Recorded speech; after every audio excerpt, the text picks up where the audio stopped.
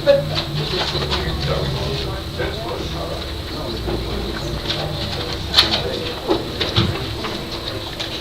goes the recording.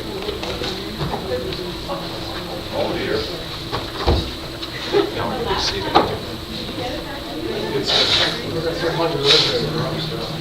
What's that? It's only 18 minutes.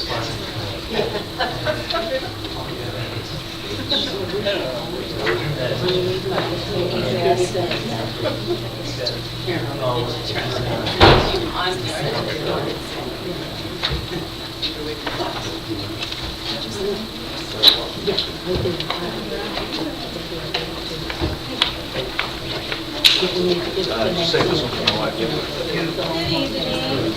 I'm just Secretary Nope, nope, Yellow please sit. Hatfield. It's Tuesday, October 21st, 2014, and this is a regular meeting of the Dublin and San Ramon Services District Board of Directors. Presiding this evening is President Von Peter Leopold. Thank you, Nancy. Call the meeting to order. Please stand and join me in the pledge of allegiance. I pledge allegiance to the flag of the United States of America and to the republic for which it stands, one nation, under God, indivisible, with liberty and justice for all. Director Benson. Here. Director Hopkins. Here. Director Howard. Here. Vice President Duarte. Here. Von Peter Leopold. Here. Any special announcements, activities? Nothing tonight. The Giants What's the score? 3-0. A good way. Good. Public comment. This is an opportunity for any member of the audience to address the board on any item that's not on the agenda. If you'd like to address the board, please come to the podium. If it's on the agenda, wait until we get to that agenda topic. Okay. Seeing none. Reports. Yes, President Von Peter Leopold, members of the board, a couple of things for you. Yesterday evening, we held the annual Neighborhood Improvement Committee meeting at the wastewater treatment plant. I understand it was pretty well attended, and President Von Peter Leopold attended, and perhaps later in the agenda on the board member, your thoughts and comments on that meeting.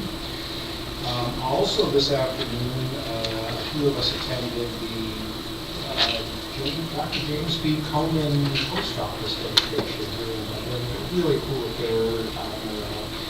A wonderful man. I'm glad it happened. It was a nice affair. Kind of held up traffic. I never knew the Postal Service had their own police department. Very directly December 2nd through December 5th is the Association of California Water Agencies biannual conference. It's in San Diego this cycle. If any of you are interested in going, the Tuesday through Friday, if any of you are interested in going, please let either Nancy or I know, and we'll make appropriate reservations for you. And depending on which of you who may be going, just an open question to you, because I don't know what the agenda is going to look like. December 2nd, the Tuesday, the first day of the conference, is actually a board meeting night. In the past, we've moved that to Monday on occasion when we are going. So depending on how many of you are going, we look December 1st, the board meeting thinking about that. So that's just tentative. And then correspondence to and from the board. For the record, we received 2 pieces of correspondence related to item 9B, which is the cell phone site.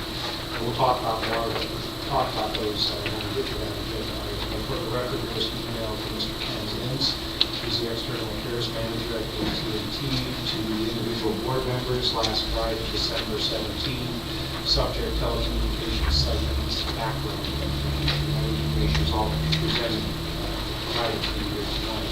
The second email we received on that same topic was from Ms. Paulette Tupper, to DSRSD board collectively, Ms. Tupper. That was dated today, October 20th, subject support for so again, we can talk about those issues. That's all I have for the first. Thank you.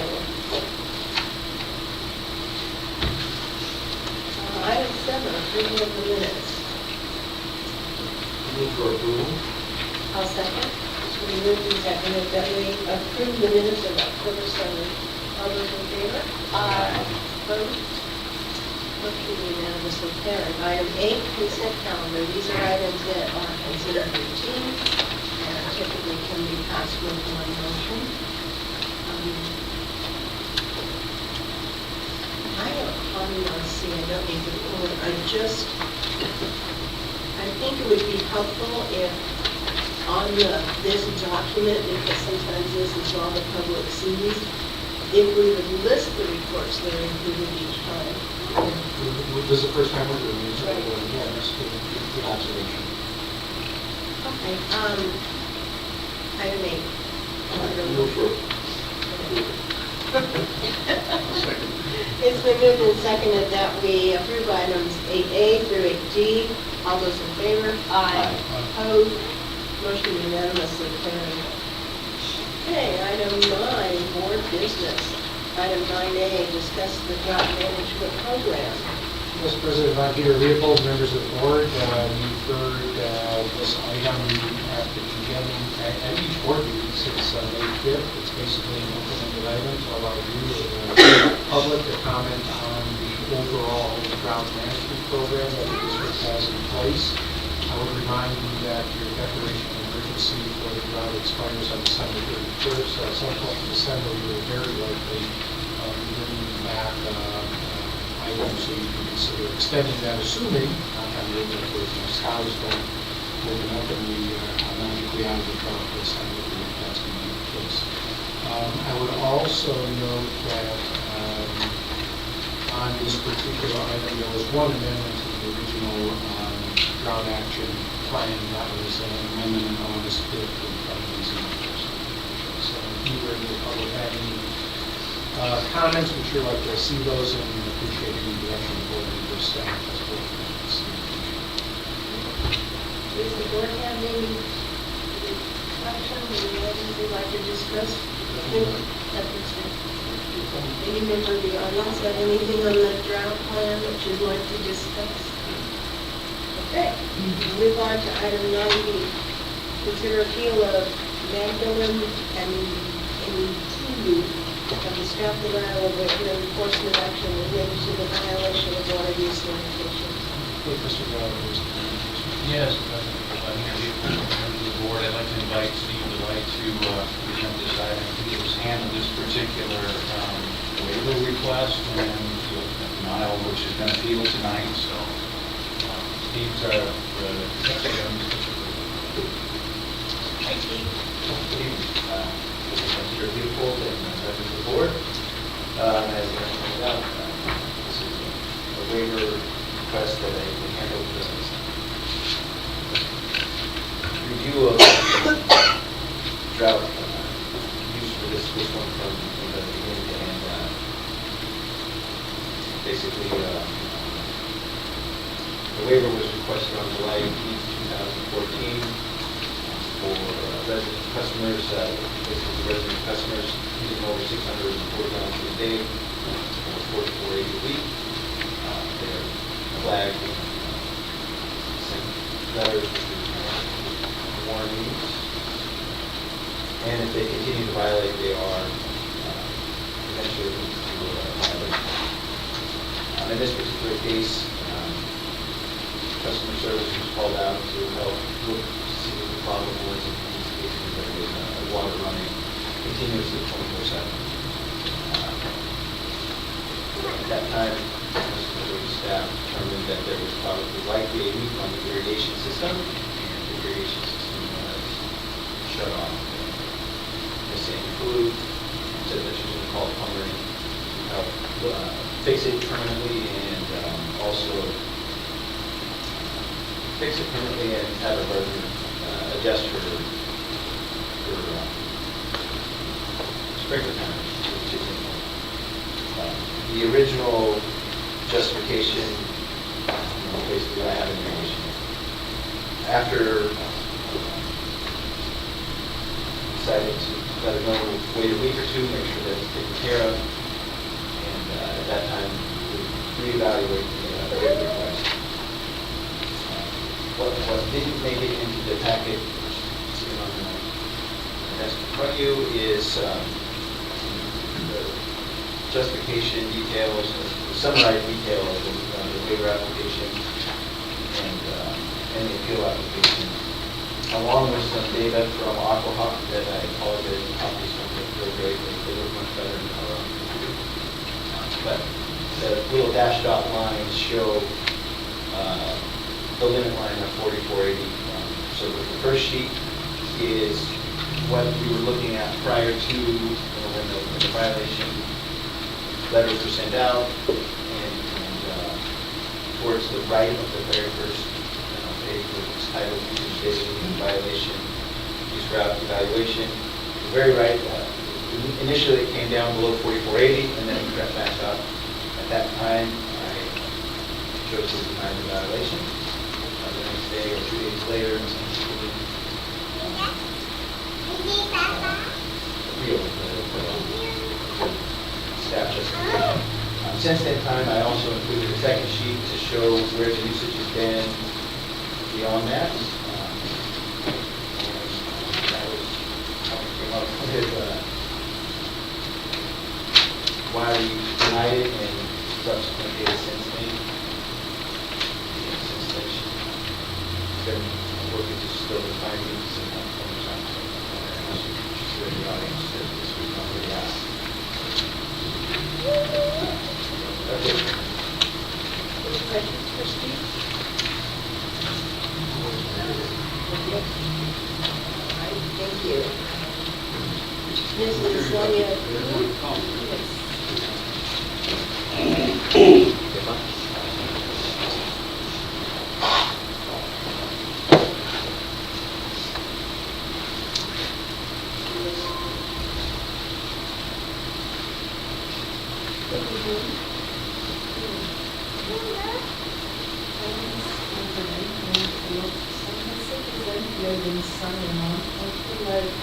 Fish out of water.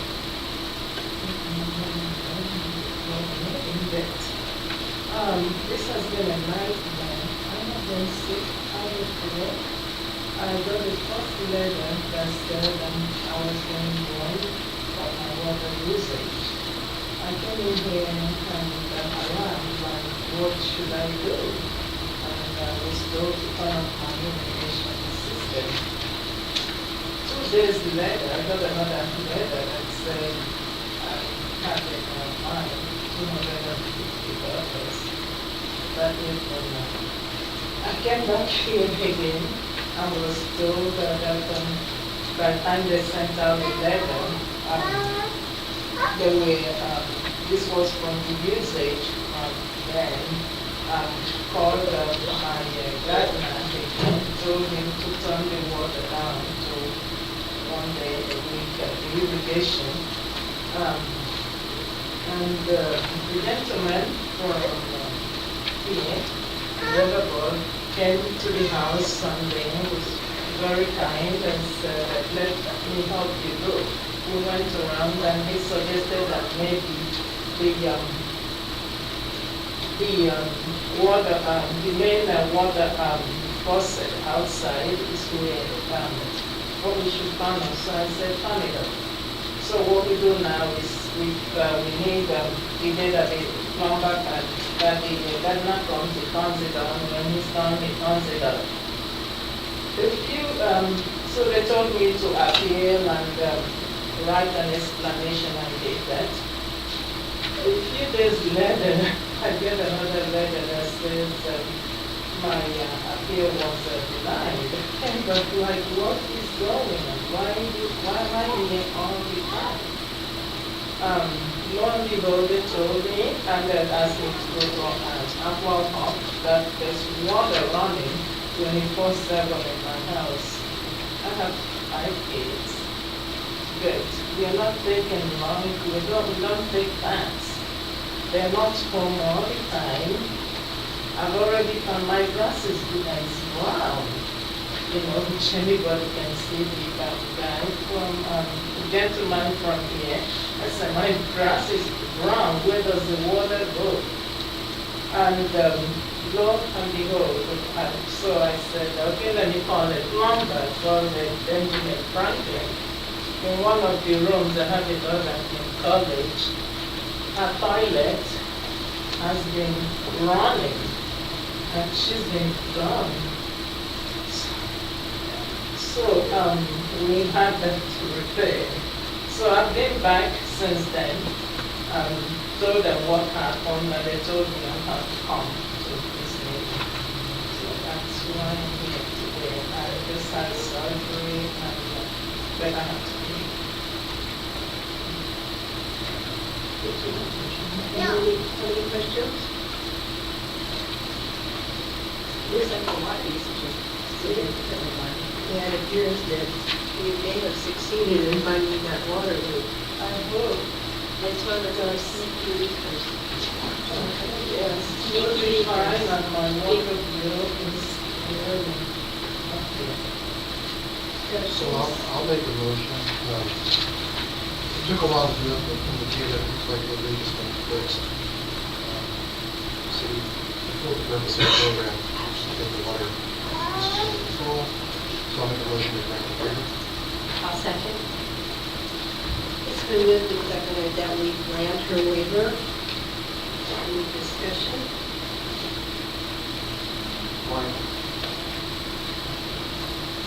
Water usage, even if we fix the leaks, is still pretty high. But, keep working to get it down. I mean, it's still zero to, 1,500 gallons of water. 1,500 gallons of water per day. Is that my reading this correctly? A week last year. That's a week. It's cumulative, right?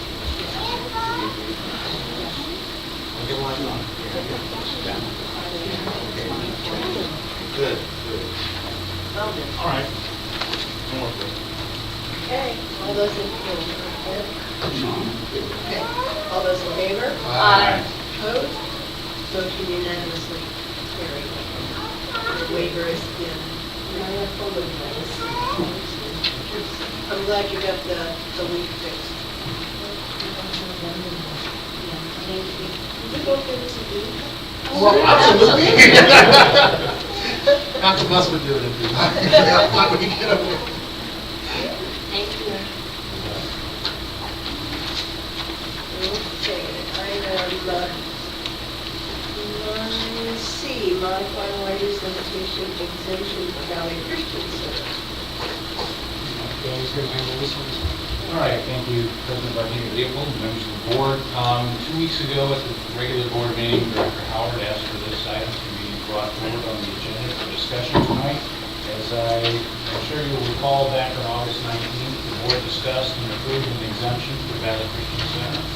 And that's the subject of tonight's agenda discussion. I would like to point out to you, as detailed in the summary recommendation, since the exemption was granted by the board, based on what staff considered to be a violation of the exemption, Valley Christian was fined $250 back in September, and just last week they were fined an additional $500 again for a violation of that exemption. So with that, I'll turn it over to you for questions or whatever you would like to say. Thank you. And Mr. Jerry Buffington is again here tonight, and he's a representative of the Christian Center. Buffington? Hi. Hi. The first violation of $250 was prior to the exemption, if you look at your dates, and it was, well, what it was for, though, was using water out of the time sequence. It wasn't for using, it was a different issue. Now, Jerry, the first $250 fine was because before you were granted the exemption on August 19th, you were using approximately 61,000 gallons a week. And then within about 3 weeks after getting your exemption, your usage went up to 90,000 gallons a week. So we sent you a $250 fine because you were violating the terms of the exemption. It's not the way I understood it, but that's okay. Just go back to why I came here to get an exemption to add an additional day. I have 50-acre site, I have playing fields, I have safety issues, I presented a letter explaining that. I have more valves than I could run in the 2-day period that was allotted. And so I asked for a third day so that I could get my valves to work. I came here asking for more water. There was no reason to ask for an exemption to have less water, okay? So the motion was made, I think, by Ms. Benson regarding, I was given the exemption of having a third day of watering within the same hours of the day, but that he wanted me to reduce my times. I gave you examples of all my valves. He wanted me to reduce my times by 50%. I was showing you valves running at 30 minutes and said, let's cut them in half. Okay, that's fine with me because that let me run more valves. It let me run my entire system now. And in a normal no drought year, in the summer, we run 24 hours a day, 7 days a week to keep our site watered. So now in this drought, we're down to 2 days a week. And then we added a third day a week. And I did cut all my times in half, as was on my thing. I'm not watering anything more than 2 days a week. But you gave me a 30% increase in time, which would equate to a 30% increase in water use. All right? Now, as soon as Dan called me, he says, hey, Jerry, your water went way up. I went and met with Dan 2 weeks in a row at 8:30 in the morning in his office on Thursday. And, you know, we went over the water amount. I said, well, I explained this to him. He said, Jerry, I hear what you're saying, but that isn't what the board understood. All right? So there's a misunderstanding between you and I. All right? Now, I don't think there was anything in my conversation or yours that said I was going to reduce my overall water use. I didn't come to you saying I wanted to reduce my water use. I wanted to increase my water use to get my lawns back. And so I was granted that under those conditions, and I have functioned under those conditions. As soon as I met with Dan, I went and cut my water down. I just dropped days, I dropped valves, I did all kind of crazy things to get my water down, and I did get it down. And, you know, at the last meeting we had, it was down, 60,000 gallons, I think, instead of 90. And he could see that we had made a substantial drop. And so, I mean, we want to comply. We want to do what you guys want to do. But I came to you asking for more water, and you granted me more water. And all I've done is use the water that you gave me under the terms that you gave me, and that's what it equated to. So, President Leader, if I could just interject with the process point, the matter before you was placed on the agenda of the direction of Director Howard, and it really was a reconsideration of the water use limitations as we move past October 1st, because the rest of the community is now limited to 1 day a week watering rather than 2 day a week watering. So I think the question that Director Howard wants to pose is whether there needs to be a modification to this water use limitation accordingly. We are not agendized to discuss a waiver or either exemptions. That would have to be agendized separately. Subsequently. It's back. I just don't want you to think that's what the substance is. The substance is whether the board, right now, you've granted Valley Christian Center an exemption, and that exemption had no expiration date, so we're continuing to follow the terms of that exemption. The question I think before you is whether I want to modify that. But I would ask the board, I didn't submit a waiver request or an appeal, but I would like the board to reconsider this $500 fine. I have operated under the terms and conditions of what you gave me. And then once that got up there, met with Dan, I immediately cut my valves and cut my water down again. So we're trying to do the right thing. We're not, you know, if there's a misunderstanding, we don't want that. We want to do what you thought it was. But I have operated under what that motion said I could do. As far as I'm concerned, I shouldn't be fine. If you want to modify the motion or the exemption, that's fine. I'm open to that. I think there has been an understanding because I don't think any of us thought we were increasing your water. We were just allowing you to spread out over 3 days. What you didn't recognize in your decision was that I came to you because I could only operate half of my valves in the 2-day period I had. Now, you give me 3 days, cut my time in half, I'm able to use all 3 days, and I was able to make all my valves functional. So now I'm operating 105 valves over about 60 before. So, giving me 1 more day, I'm gonna use every minute of the day. I did the 2 days I had, I used every minute, and it wasn't enough. You give me a 3rd day, I still used every minute of that day, and so that would be a 30% increase in water use. That's not what we That's not intended. what Not what you intended, but I'm saying that's what You understood. That's what happened, that's what I understood. I said, all right, I can, like, your condition was, all right, if you cut your valves in half, okay? Well, I did, but I wasn't able to operate them all, so now I could operate the rest of them at half time. Nothing ran more than 15 minutes in that whole time. It's just a huge sight to try to water with 1 water meter. But the point was to try and get down the water use. 60,000 gallons a week is huge. Yeah, huge for any For of a us. 50-acre site, Yes, in this drought, that's what's happened. well, I understand that, but I'm trying to work within the rules of, that you give me to work with. You know, the times a day, the amount of days a week that I can water, but I gotta use every one of them, because I'm off of 7 days a week, 24 hours a day, so. I completely understand what you're saying, because every one of us is doing it in our house, only in a much smaller scale. But what that means is, you have them on too long. I have to work. You have the valves on too long, you're sprinkling too long. Well, no, now I'm down to 15 minutes a valve, but I get to run all my valves. Fine, you can drop them to 10 so you can run all your valves because you're using too much water. And that's the issue. What we were Okay, trying that's to- today, we're talking about that today, understand, I was saying, but what our agreement was before, was I could run them 15 minutes a valve, I could run 3 days a week. That is all that I've done. I haven't violated that in 1 day. Okay, I understand what you're saying, and obviously there was a misunderstanding on that. However, that's not what was intended. Now, The how do next we? topic is gonna be what we do in the future. Yes, Yeah, I understand that. And that's what your agenda. that's what the deals with. agenda says, is what to do in the future.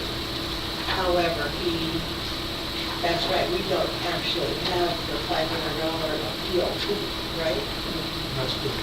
We're not against- I just got that the other day, and I haven't done that yet, so Okay. I will do that as your next meeting, I guess. Right. Would that be all right? Right.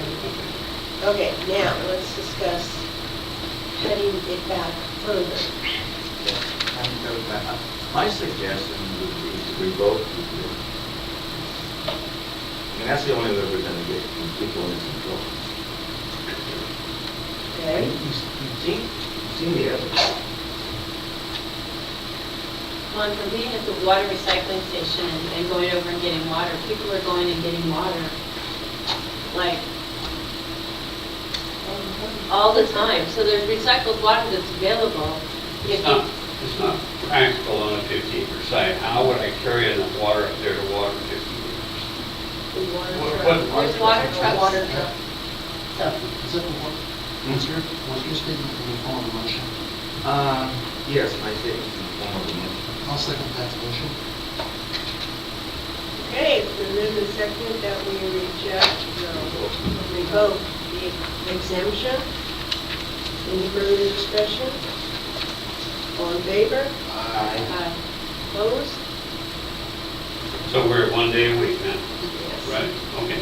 I'm okay with that, all right? We'll live within that, you know, hopefully we get a little rain. And, Yes, paper round.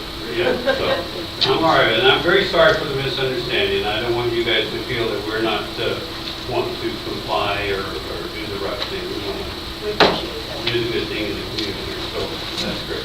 But check out the options too, of seeing what you can do with the truck and recycled water. See if there's anything that you can do to offset that. I'll look at that. I'm serious. I've been over there, I'm registered, I get my gallons of water in a very little container. But they're trucks, it's $11 for a truck. I mean, that's certainly a lot. I haven't thought about, we don't own one, so I haven't thought about the possibility of buying one or renting one. I mean, Renting this- one. There's this guys that'll hasn't bring it come up over. in the years past. A lot of the contractors are, do that very, Yeah. very good. You could probably sit over there and just see them as they're Our coming fields in. are open, I think you did do it, so I'm fine with that. We're off agenda. Thank you very much, then I Thank you. will submit an appeal regarding the citation. What it'll actually mean, Jerry, is you'll be submitting a request for a waiver for the violation, and then we'll deal with it at that level. All right, thank you very much. Thanks, Jerry. Go Giants. Go Giants.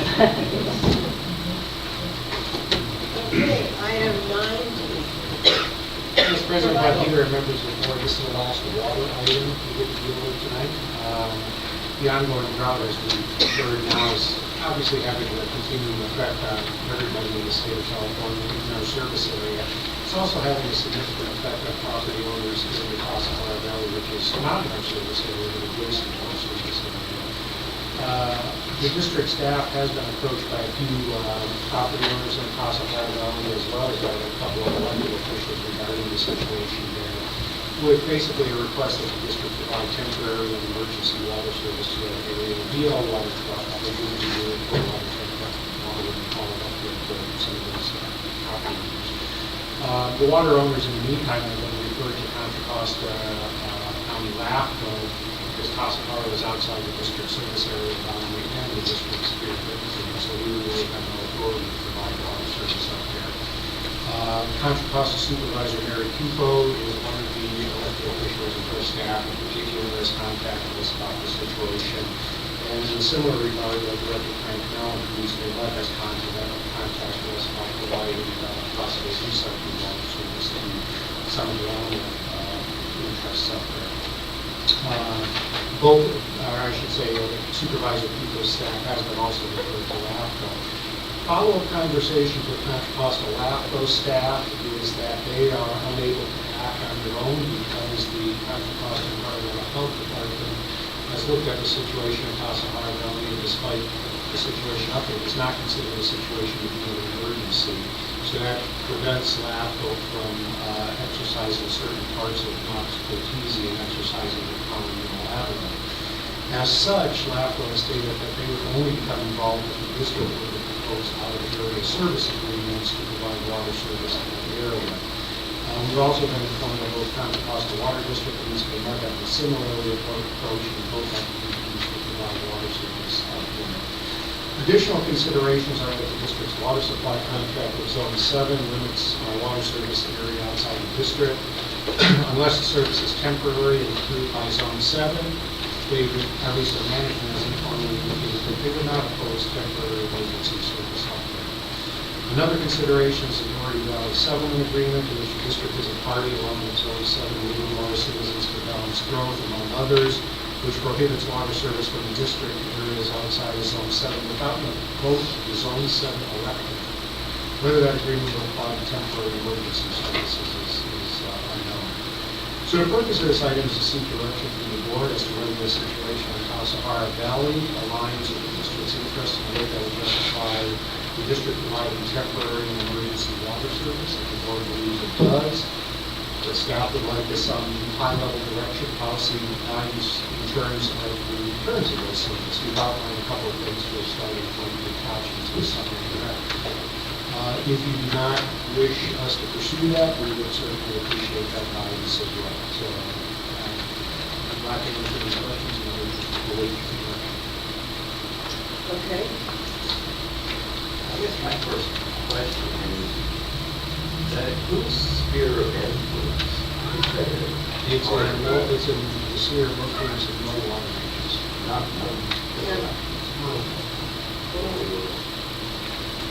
and so the reason for all this, their wells. The wells have run dry. Some of the residents were receiving temporary water service via hydrant meters and water trucks from East Bay Mud. East Bay Mud withdrew those hydrant meters at the time of the drought, so basically they didn't have that external water service buffer, if you will.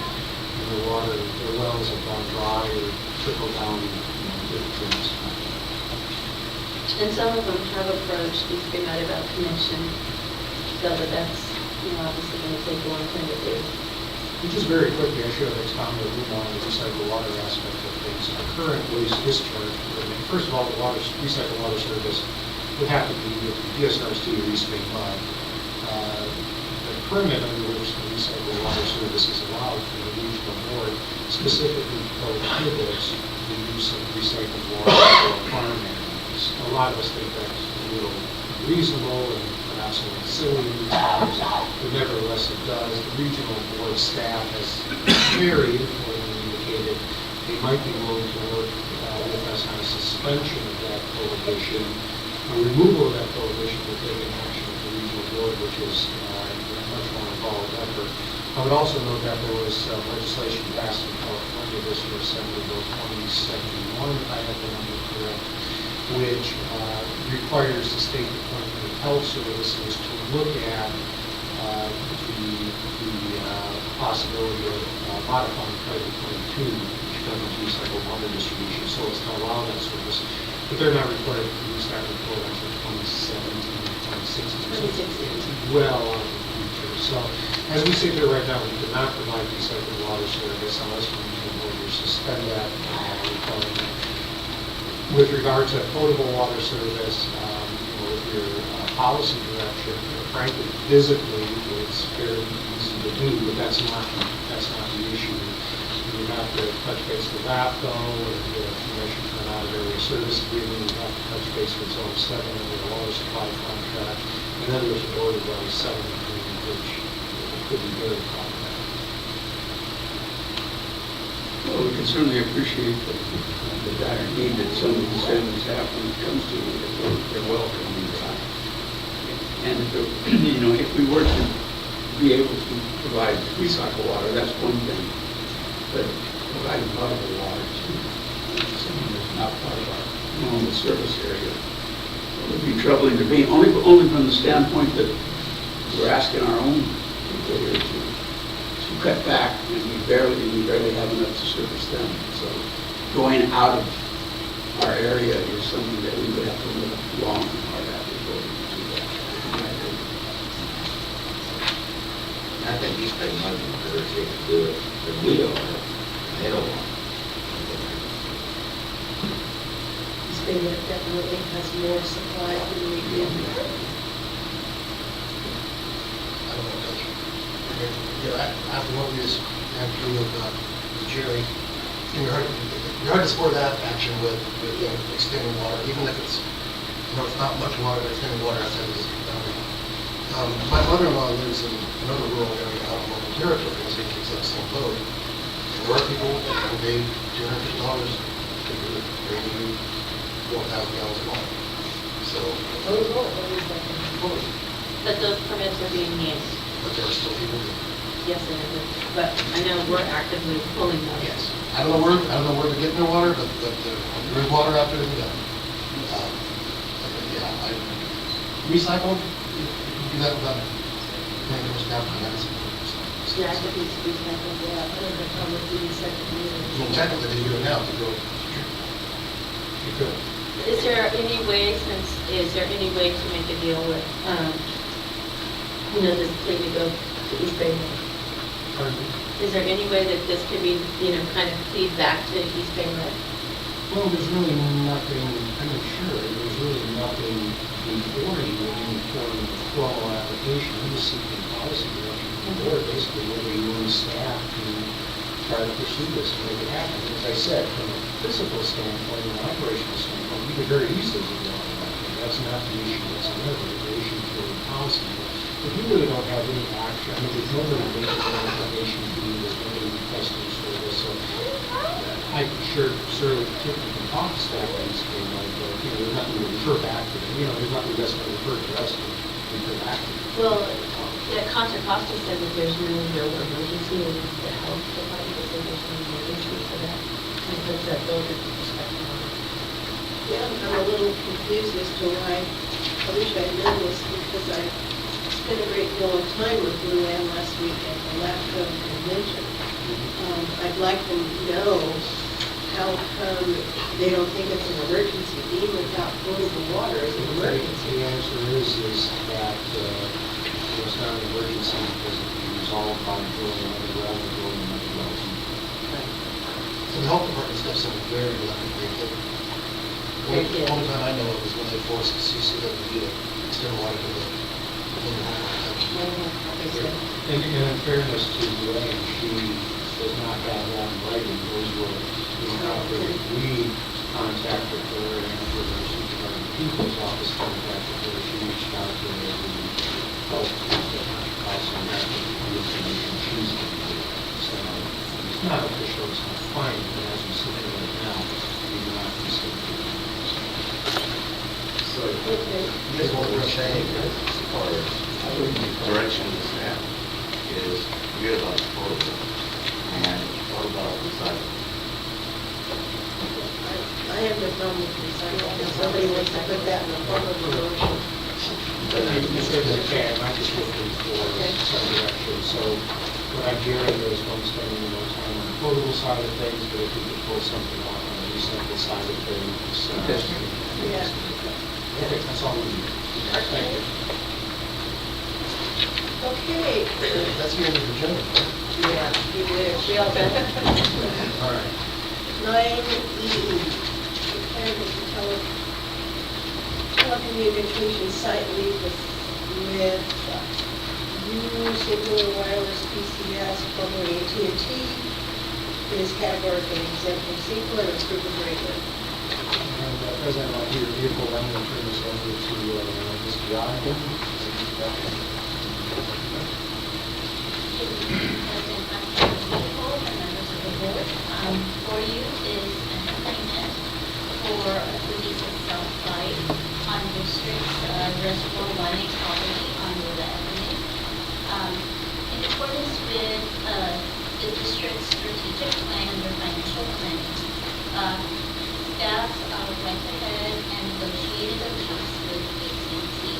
And I wanted to remind you of that strategic goal. The goal is to secure and grow alternative revenue sources while balancing the effect any district revenue generating activity will have on environment and on local residents and businesses. This agreement was negotiated by Steve and Delight, and he's here speaking about a few details of the agreement. We also have some speakers that will be coming up in a little bit for AT&T and for this running the tank. And I want to point out that after we prepared the agenda, we received 2 transmittals, one from Mr. Ken Mintz, AT&T external representative, and resident of Dublin, Ms. Paulette Cooper. So I will go ahead and ask Steve to come up and provide us some details on the agreement.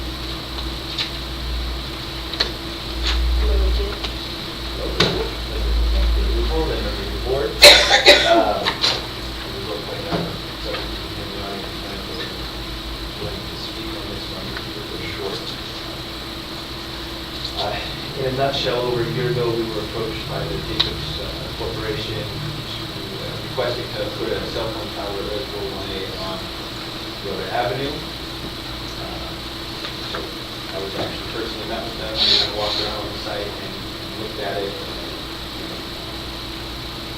From that point, we began to, they evaluated everything after looking at the site. And a few weeks later, they got back to me and let us know that was a suitable location, and they would like to enter into lease negotiation with us for 3 years. At the same time, around the beginning of the lease negotiation, they filed a planning application with the city of Dublin on our behalf.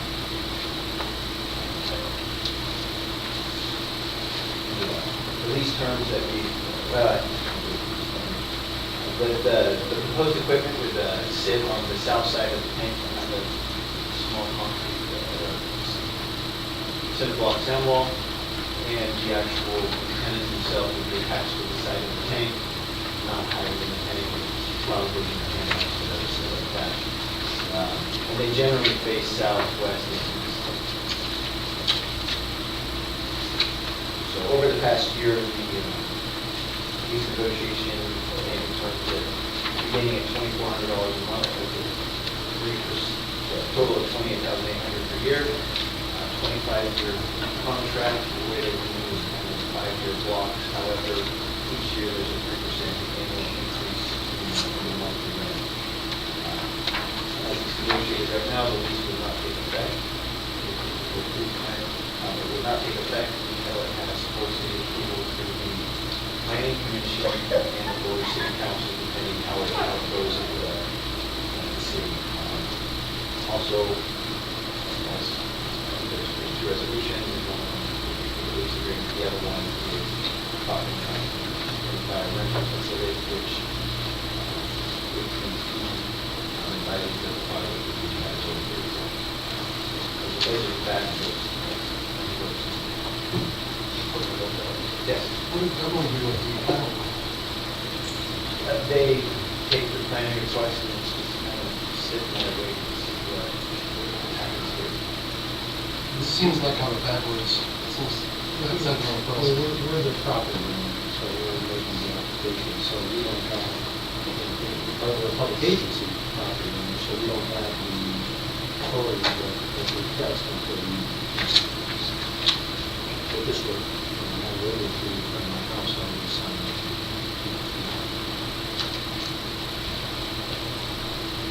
Any questions for Steve? Okay, Mr. Mills. Thank you. Madam President, members of the board, appreciate you listening to this item here this evening. I'm going to speak for just a few moments and then invite up another member of our team to get into the details of this particular project. My reason for coming up to the podium is to make sure that you're aware of why we're here this evening. We have what we refer to as a significant gap in coverage, cell phone coverage, in this particular neighborhood. It's not far from the other side of Dublin, it's not Pleasanton, it's not San Luis, it's this specific neighborhood where we have a gap in our UMTS, which is our third-generation 3G service, as well as the 4G LTE service, the faster speed service. We've done extensive engineering analysis to determine how to fill that gap. We've also heard from a number of customers. Customers who come into our local stores are asked how their service is. We've heard from about 60 of our customers here in Dublin about their service and their concerns about better service. If you look at what's happened with phone service in the last just several years, there has been a tremendous number of people who have shut off their landline telephone service. They depend exclusively either on voice over IP services or wireless services. Wireless services make up about a third of the use. That's, people have no other phones other than their cell phones. And what we've seen happen the last few years is, particularly as data use has increased over we have more and more people who depend upon those services, not just as they're driving around or in their office or away from home, but actually within their home. We've seen an increase of over 30,000% in data use in just the last 5 years. And I expect another 8 to 10 times that amount over the next 7 years. Now, like I say, it's much more than just phone service, too. We're talking about all types of data services. The bottom line is, folks depend upon this phone service, our customers here in the Dublin area, for things like education for children, running small businesses, and very importantly, public safety. The ability to be able to contact public safety when they have an emergency in their home. And again, without a landline, this is their connection to those public safety agencies. We believe that the design that we're putting forward this evening for your consideration, at least viewing, is an appropriate one for this particular site at the water tank. And we will have two individuals come up and speak now. First, Radha Sharma, who is our site acquisition manager, to talk about the specifics. And then Bill Hammett from Hammett & Associates. Mr. Hammett is a third-party expert on RF radio frequency. And he can answer questions and provide information about RF emissions and noise for this type of device.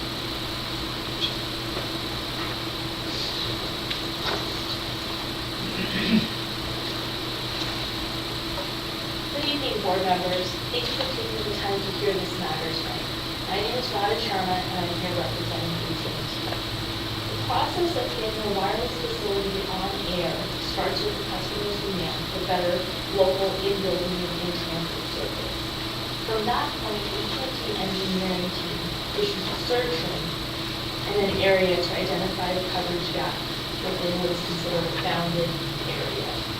This particular site is a capacity site. It is there to address the existing coverage in the area and have a robust network moving forward, building towards the gaps in coverage that we currently do know about. Notably, as the demands on AT&T's existing network grow due to enhanced voice, data, and streaming, the necessity for a broadened network is essential. In this instance, AT&T's engineering team has identified a roughly bounded area by Bloomington Way, Womack Road, Highway 680, Landale Avenue, Silvergate Drive, Creekside Drive, which roughly creates a circle or a ring. We have handed out a package for you to look at, and if I could please direct your attention to the coverage maps. And if you will please turn to page 1 of the coverage map. This map and the legend show the existing coverage in the area. As you can see, the existing coverage is largely lacking in outdoor and in-building service. If you will turn to the next page, this shows us what the proposed facility at 8208 Rhoda Avenue would do as far as coverage goes. You can now see that the majority of the area is provided with in-building coverage, in addition to in-transit and outdoor service. In order to identify the most suitable candidate within what is a search ring, we looked at approximately 14 candidates within this area. Candidates were rejected for zoning restrictions, search ring or engineering restrictions, and coverage objectives, not limited to coverage objectives that our RM and AT&T engineering were looking to cover. Specifically, we did investigate the laborers training center located at 1001 Westside Drive in San Ramon. AT&T's engineering team determined that placing an AT&T cell site at the laborers training center would not achieve RF's objectives of offloading the surrounding on-air site and closing the significant gap in coverage. We further investigated an alternative DSRSD water tank property. The water tank at the end of Brittany Lane was eliminated due to it being outside of the search ring, approximately 0.6 miles outside, and there being no available power or telco at the property. After investigating 13 different alternatives, we then arrived at the present location, the DSRSD property, Reservoir 1A, located at 8208 Rhoda Avenue. Furthermore, the City of Dublin's wireless ordinance encourages co-locating on existing utility structures, a utility located on the utility. City of Dublin's wireless ordinance, chapter 8.92.050, subsection J, states, quote, where feasible, wireless communication facilities shall be encouraged to be located on property which has been improved with other service provider facilities, such as water tanks and other utility structures, end quote. Thereby encouraging and recommending AT&T approach the DSRSD to lease space on their property for the wireless facility. If I can now turn your attention to the second item within the package, which are the photo simulations. This will walk us through our design. Our proposed design consists of 3 arrays of 3 antennas per array, for a total of 9 antennas that would be flush mounted to the tank and painted to match the tank. Accordingly, AT&T has designed the proposed facility in a way to minimize the visual impact to the community while achieving coverage objectives. This equipment enclosure adjacent to the tank that is shown here was originally designed as 11.5 by 20 equipment enclosure. AT&T has worked with the jurisdiction now to have it reduced to a 10 by 8 foot enclosure in order to also reduce the visual impact. In an effort to address initial community feedback, AT&T held an informal community meeting with some of the surrounding neighbors on site at the water tank in late 2013. After carefully listening to the surrounding neighbors, AT&T has taken the following 3 measures to address concerns of the neighbors. First, AT&T worked with the jurisdiction in order to reduce the size of the equipment enclosure. As I stated earlier, this minimizes the visual impact of the equipment enclosure to any of the surrounding neighbors. Second, AT&T heard one of the neighbors' concerns regarding an antenna array close to his deck.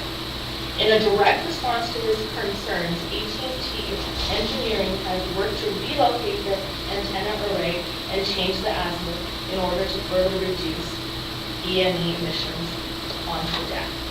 Third, AT&T is willing to pay an independent third-party EMF expert to test the levels of EME in the surrounding neighbor's home prior to the construction, and then after the site is on air to ensure AT&T's compliance with the EMF report associated with the site and FCC. In light of the above factors, AT&T has demonstrated a willingness to work with the City of Dublin, the surrounding community, and the DSRSD in order to provide better coverage now and in the future. I'm happy to answer any questions the board may have, and I respectfully request that the board approve the lease presented as well. Thank you. Any questions? And then at this time, I would like to introduce Mr. Bill Hammond with Hammond Edison.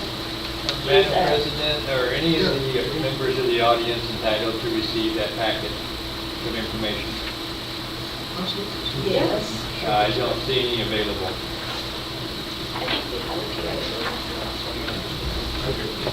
Thank you. We can do 2 things. One, I thought we were going to make some copies. This packet that you received, Oh, no, not this evening, the packet we received. No, this is- So this is different material. If you have some that you can provide. Yeah. If you have enough, I would also be glad to go back and make some copies.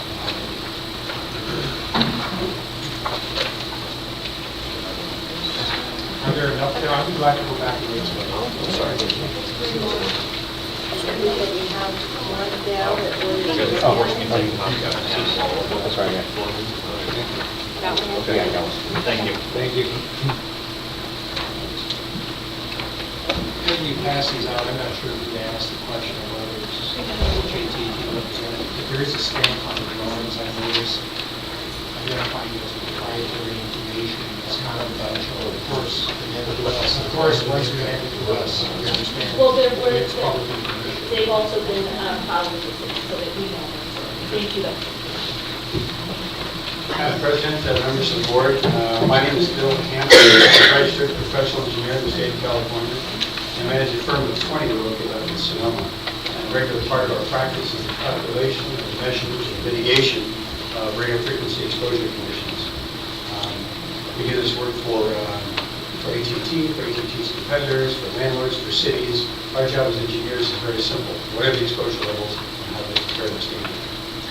In this case, we've analyzed the facility based on the information that AT&T has provided as to what they propose to do. I was also present at meeting with the neighbors and had good conversations with them about their concerns.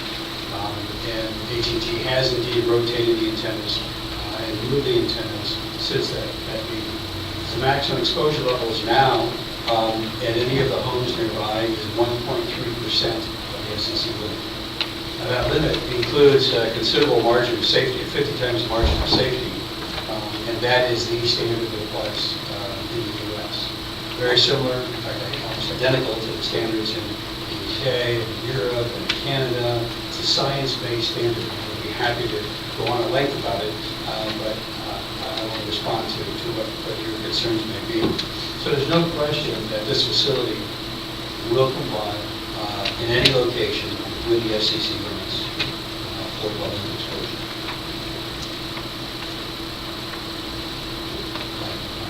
Certainly available if you would have specific concerns, but I'm not really sure you're going to Stay close.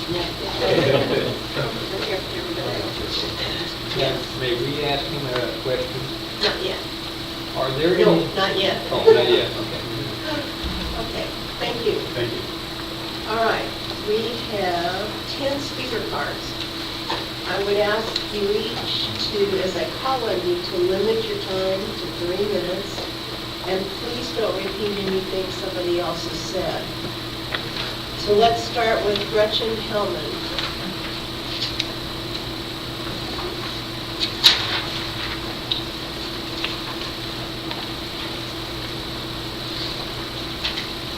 Hi there, thank you, Ms. Lord and President, for hearing your comments. Can you clarify, how many minutes did you say that we have? 3. About 10.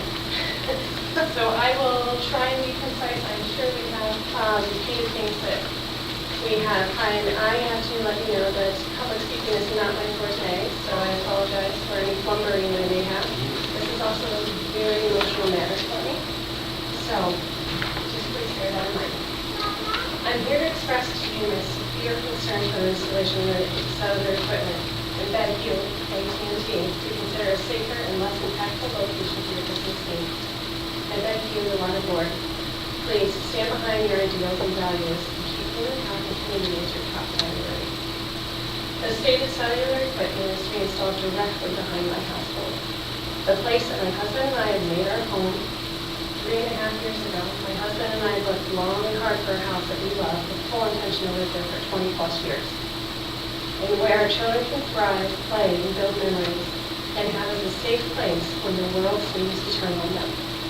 With all the research that we have done, we feel as though the world is turning on us, ripping away the safe haven that we worked so hard to build. We are greatly concerned for our children, ages only 1 and 4, whose delicate and growing bodies are so easily susceptible to conditions that can adversely affect their health. We're talking about a situation where a lot of radiated power will be passing directly through their bedrooms, where they sleep, while they sleep, and while they play, and certainly while they play in our backyard, the power constantly on, 24/7. What parent in their right mind, and informed as we are now through our research, would allow such an exposure? Even if the company that stands to make money tells me that it's safe, and they guarantee that my children, my husband, or I, or my neighbors will not be affected. Research has shown that even very low power levels can cause headaches and inability to concentrate, broken sleep, which has led to learning disabilities, and God help us, serious illness. Even if AT&T tells us that the risk of this is low or even very low, the impact is exponential and not even measurable with money. You, the water board members, are guardians of our health. Focus on the safety of the water we drink, for which we are so grateful. And tonight or in the coming days, you are the guardians of our health, the protectors of our bodies, and our children's bodies from the radiating powers that AT&T wants to install, all to make more money. I ask you this, would you feel okay yourselves if you approved of a situation that attributed to one of my little girls failing in school or developing any ill illness? Could you deal with that on your conscience, and that is a decision that only you can make? I know I'm limited in time, so I have to be choiceful. But I do, one other point I want to make is the impact to our home, not only in health and safety, but also in terms of noise. At another location I went up, which actually isn't very far from our house up the street, I was standing 20 feet from its source and found that it was so loud you could hear it above the 683 windows. Noise just below. And as it turned off, because these generators turn off and on frequently, I found, felt very peaceful, even with the traffic noise. And to mention that they're going to put this right directly behind my house. And I asked when they met with us if they could move the building to a different location, so at least it wouldn't be visible right directly behind our property line. And I was told that the retaining wall is too expensive to build for a different location. Ironically, at that exact time, we were building a retaining wall in our house, We don't make billions of dollars in profits every quarter. Well, the other thing is on property value. We understand that it's not measurable, the impact to your property value. But I think anybody with a logical mind can see potential buyers that see that there's a sell site that exists won't even put in a bid.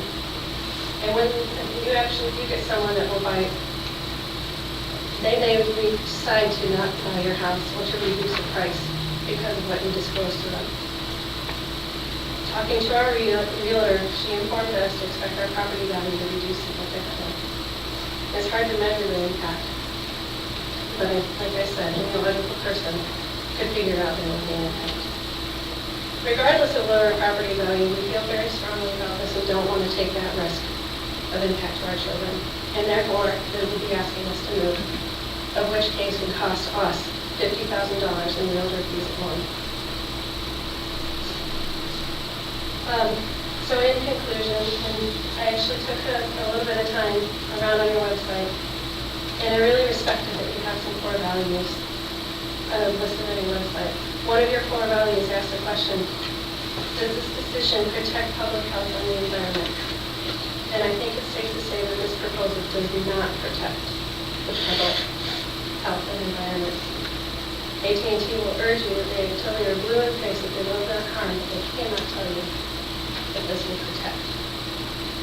Another core value, does the decision treat all concerned fairly, respectfully, honestly, and ethically? Approving this agreement would clearly be in favor of business putting the burden on the community in terms of health and property values. Therefore, this agreement will not treat all fairly, as it would clearly favor AT&T's financial opportunity. My last comment, and then I'll move the time, is your third core value. Does this decision promote a safe environment for the community and the workforce? And I think, again, it really reinforces the safe environment and environment in which we live today. There's clearly no safety installing this cellular equipment. I beg you to live up to these core values, in addition to your ethical principle to make business decisions by putting the trust the public has in us over our personal benefit. And I trust, as protectors of our health and of our children's health, you will make the right decision. Thank you.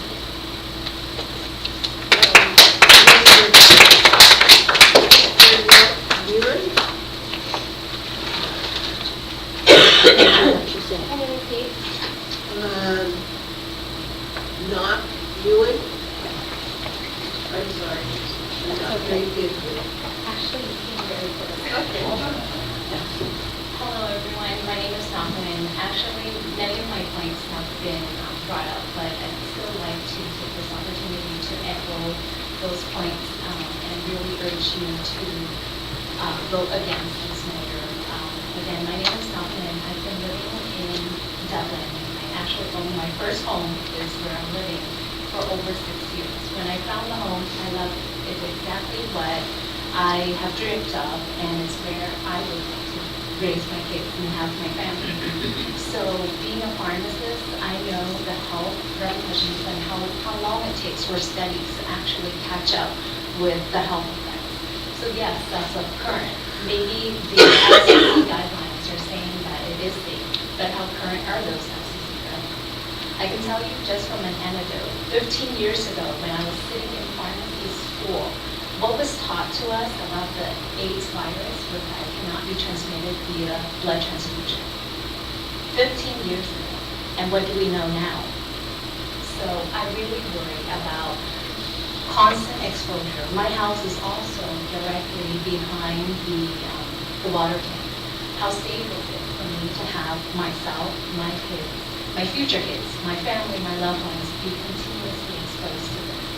We can say this now, but 10, 15, 20 years down the line, who will answer to me when I become sick as a result of this? Will I be able to look at you in the face again, or will I be able to look at AT&T and say, I told you so? It's not worth it to me. And I really urge you to please consider our health. I know times are tough, and it's important to find ways ways for financial support, but please consider the health repercussions of this decision. And certainly, I have to think about my own income as a single person finding my own place and being able to earn my own living. What about the resale value? Buying a home is an emotional decision, and we're forced to disclose this in the selling process. So any potential buyers could use this as a reason. We've submitted a letter, and we've shown that there actually are studies that have shown that this could cause an price reduction. So from a health standpoint and from an economical standpoint, residents of the Dublin community in our neighborhood are forced to shoulder a very heavy burden that is frankly unfair. And we really urge and respectfully ask you to reject this proposal. Thank you.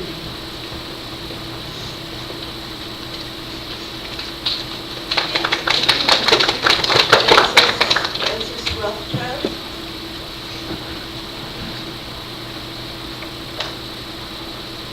Thank you, Madam President, and distinguished board members. I also am a resident on Zandall Court, right below the water tower where the AT&T cellular tower is proposed to be built.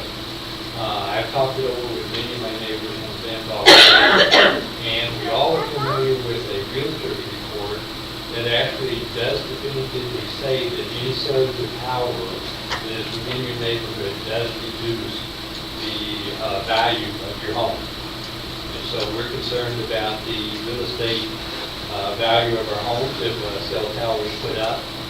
But also we're concerned because I don't believe there's any definitive study that's ever been done that establishes the long-term health effects of a cellular tower. And until that's done, I don't think this board or anybody else should allow one to be put directly in the neighborhood where there are a lot of young children and people if we don't know the long-term effect of the effects of that power on our health. Thank you.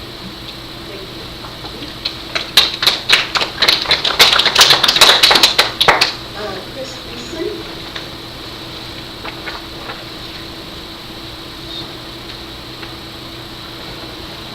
Hi everyone, thanks again for seeing me again. Almost all my points have been scratched off, so this is going to be much easier. There's a good call on saying if a point's been made. I do want to thank you all. The drought has done one thing for me, and that is I only had to mow my lawn once this whole summer. All right, and really barely even needed it. Unfortunately for me, that meant more housework because the yard work didn't need to be done. I appreciate the work that AT&T and Mr. Hammond have done. I do. In addressing some of my personal concerns. However, I have to still say that, you all have a strategic plan, okay? The Beeson family, we have a strategic plan as well, all right? Our strategic plan, my strategic plan is to provide for my family, to protect my family, and to protect my family's financial interests. Okay? And I have concerns that having this having this service right over my house is going to affect a lot of those things. Okay, we're worried about health concerns. It's interesting. I got a new cell phone recently, and it came with 3 little pamphlets in the package. Okay, 2 of them, right? 2 of them are strictly about RF emissions, cell phones, limiting use of cell phones against your head, right? All those things. 2. This little one here is just how to use the phone. But these 2 big ones here are about the cellular emissions. So, it's one of those things. I love technology. Love AT&T. Use AT&T. Please don't cancel my service over this. All right. But I have to say that I have to look out for my family and the things we're doing. When I bought my house, I had 2 known conditions that were disclosed to me. One was that there's a 1 million gallon water tank directly behind my house. And the other one was that there's an earthquake fault less than a quarter mile from my house. So now if I go to sell my house, we'll have 3 things to list, all right? I'll have to also list this cellular array, what its effects. Whether real or imagined, I don't know, okay, I really don't. But I think that's something that needs to be considered. Let's see, we hit on environment. Right now, the water tank is a great neighbor for me. Doesn't make any noise, no wild parties. okay? No beer bottles on my lawn, it's great. The problem is that with these air conditioning systems that are going to go on to the brick building, those will run all the time potentially, okay? Causing noise, just ambient noise in my yard. I don't want to have to listen to that, and I don't think my neighbors do either. So I appreciate AT&T, and I appreciate what they're trying to accomplish. I realize technology has to move forward. I think that this particular location is too densely populated for a cellular array like this, okay? My yard is only 40 feet from the tank. That's where my property line starts. My back door is 97 feet from the tank and where this array is. Now, the array sounds like maybe moved a little bit. I don't really feel comfortable saying, hey kids, after just an hour today, you need to get off the trampoline because you're too close, the trampoline's aligned too close to the cellular array, right? Does that make sense? Thank you.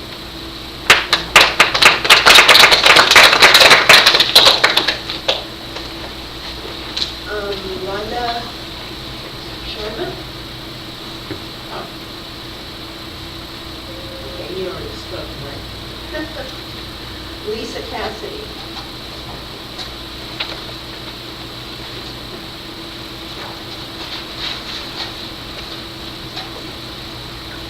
Good evening, and thank you everyone for missing the World Series. My name is Lisa Cassidy, and I live across the street from Chris. And my concerns are the same as his, and I'm also worried about property values and the health of my family and my neighbors. We recently had a neighborhood block party where we all got to know each other real well. Every one of my neighbors is part of a family, and the bigger picture is they're the neighborhood family. And my concerns are the health of everybody here and the neighborhood. And I oppose the cell towers. I think that it wouldn't be a good plan for our neighborhood, and I want to mimic everything my neighbors have said, and I'm here to support not having a cell tower across the street from my house. Thank you.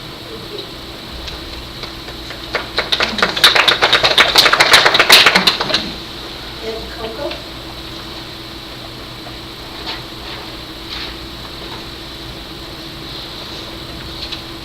Thank you, board members, for hearing me again. I know I've spoken on several occasions now. I just wanted to reiterate, there are some new folks in the room, my concerns. I will try to go light on repeating what others have mentioned. I want to point out that in the packet that you have, that there's a joint neighborhood petition with over 60 signatures in it. That's 2/3 of the folks, the homes within the 300-foot City of Dublin mandated survey area around new construction. So in addition to individual families' letters, this, for many of those who couldn't attend tonight because of long commutes, school, or family obligations, I just wanted to mention that that is there as well. And over the last year, my wife and I have spent a substantial amount of time thinking about this proposal, talking to safety consultants, reviewing information provided by AT&T, doing our own research, and this is not right for a family. We've come to that conclusion. We feel many of the same things that were mentioned before as far as property values, local environmental impacts, noise, etc. We feel that there are alternate sites. I know that the water tower to the west was mentioned. I don't really understand why that's not on the table, given that it's only 0.5, 0.6 miles away, sits much higher, and has a clear view of the neighborhood in question. The other cell towers that were provided to us in the information packet from AT&T were in commercial areas, 500 to 600 feet away from homes. They were reluctant to provide any other information on other existing cell towers near homes so that we can investigate the impacts on our property values. We understand that there's one on West Side Drive that's also co-located with many other carriers. There's multiple carriers at that site. One of my primary concerns is that once one carrier gets their foot in the door, multiple carriers will also add to the exposure that we're going to have at this site. Again, I have, 2 little girls, 18 months and 4 years of age. A primary concern when moving in this area was, health, safety, environment for my kids. So we're not comfortable with this. I want to make a few points on the health and safety aspect. I know it's come up on many occasions. There's 9,500 watts that are going to be emitted directly in the direction of our home. We're less than 75 feet away our property line and 100 feet away from my dining room table in my bedroom. Given the boom in smartphone cell usage over the last couple of years, I find it hard to believe that there's enough research to keep up with that. I don't believe anyone in this room had a cell phone 10 years ago and used it as much as they do now. We did speak to Mr. Hammett. He reassured us that it's safely within federal regulations, but while acute effects might be unlikely, we have found many references to ongoing research, from professional organizations that say, negative effects can be a contributor to low-intensity exposure over long durations. Yes. Any additional point? Thank you. The additional point I wanted to make was that the federal standards is 1 milliwatt per square centimeter levels, and these effects happen at the microwatt level. And people can contest that, but there's literature that I've provided references to in your information packet if you so choose to. Thank you. Thank you.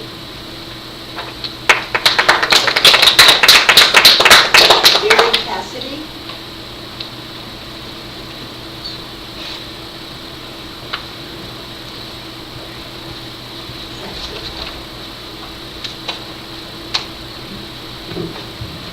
Good evening, ladies and gentlemen. My name is Barry Cassidy. I live on Rhoda Avenue. I've been here since 2003, so I've been there 11 years. It's a very quiet neighborhood, very nice neighborhood.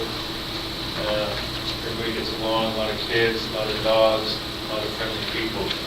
I'm here to say that I do not approve of the cell tower going up in the backyard of my neighbor Kristen's house and all those surrounding neighbors. I don't think it's a very good idea.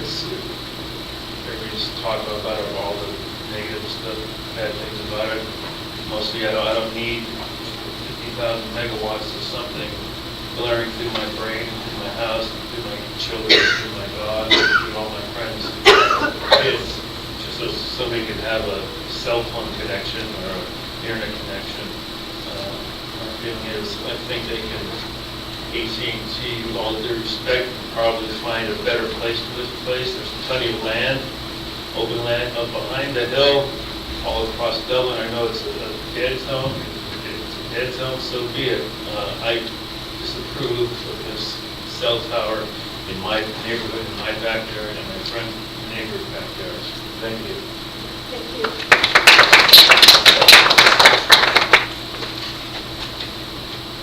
Nancy Bush.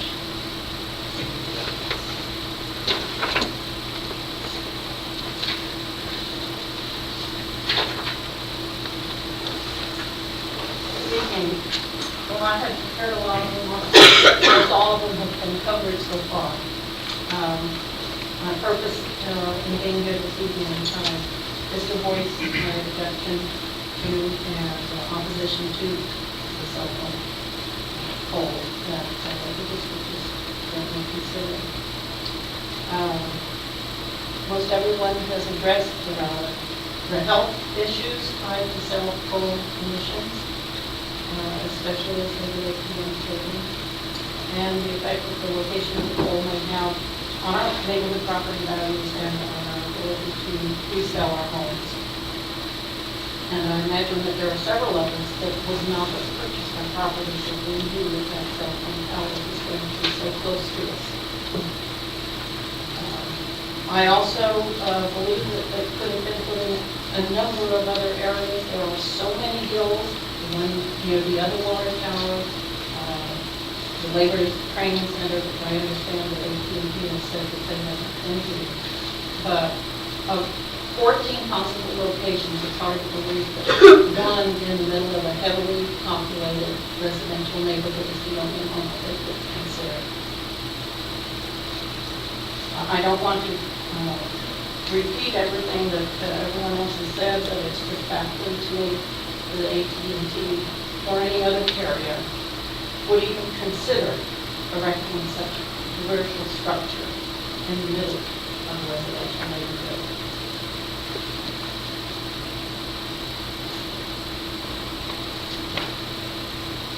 I'll just conclude with the installation of a cell phone pole may be a fairly insignificant business issue for AT&T, but is a very personal one for the residents of our neighborhood. Going forward, it could have a significantly negative impact on our lives. For that reason, I strongly oppose it. Thank you for your attention. Thank you.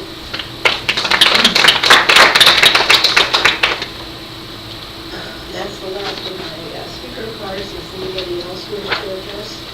Okay, come to the podium and state your name, please.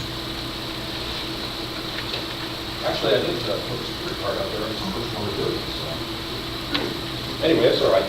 I'm gonna change the tack a little bit, and I know some of the stuff I've said has been said by others in a different way. I'm gonna try and make it a little more personal, if I can. I work for NASA, I'm a project manager, and I'm the director of some of my folks sometimes. Okay, I live on Rhode Avenue. I live right across the street from the prison all the time. And even though my illustrious AT&T representative said canvass the neighborhood, I was never asked. I think that's remiss of them because I would not have.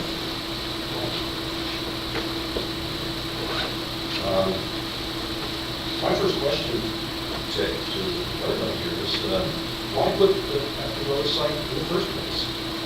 Why is it so interesting at AT&T when other sites are available to it? And they said, well, we can't get coverage, but that's, they can get most of their coverage by moving up the hill where the cows are. Okay, so why doesn't AT&T go elsewhere? And I'm going to reduce this to the fundamentals that was actually supported by the lady who talked to me. She says, when we go up the hill, we don't have power. So it reduces the money for them. They just don't want to pay the cost of putting it up the hill where it actually belongs. Nobody's going to complain. Okay. So everything's reduced the money as far as I can tell from the point of view of AT&T. And it's all economics. And it seems to be a good deal for them. But is it really? You see, the residents of Rhoda and the surrounds are unwilling principals in this exercise. You don't know. Like it or not, it's part of it.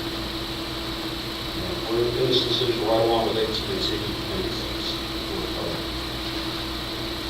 Next, the health implications that we talked about. I'm going to address them slightly different way, but we're a little bit more about some of these folks too. My illustrious AT&T representative say, well, he doesn't know what he's talking about. We're going to do some stuff like that.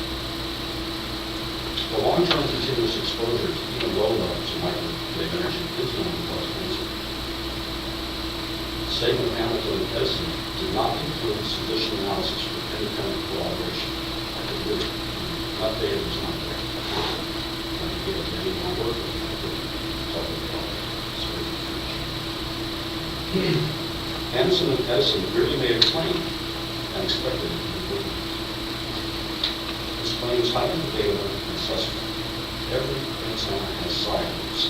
Every one. All of them. And I've worked with antennas for years. Substantial transmitted power leaks out of these side loops and goes in unwanted directions. The Hamilton and Edison report did not address the effect of the side loops on specific absorption rate for cancer in the residents, for residents. Is the gross microwave exposure from all direct leakage paths enough to cause cancer in the residents? We don't know. The report doesn't address any of this stuff. Sir, your time is up. Please conclude. Your time is up. Please conclude. You can go ahead. I'm sorry. Go ahead and make a closing statement. Okay. In closing, I think they could locate it elsewhere. We're going to have significant impacts financially on us because the property values will drop anywhere from 2 to 20% 10%. Anything across the street, I'm likely to be in the 5 to 10% category. And that to me is anywhere from $45,000 to $90,000. My property values are going to disappear because they don't want to put power up on a site that they use. I really object to that. There's no reason for it. It's all monetary. I don't think you folks, the homeowners themselves, if you were in my position, or in our position, would feel any different. You wouldn't want it either.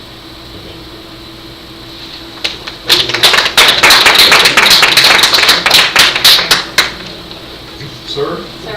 I don't think we have your name. I don't think you stated that. Very much. And I think we're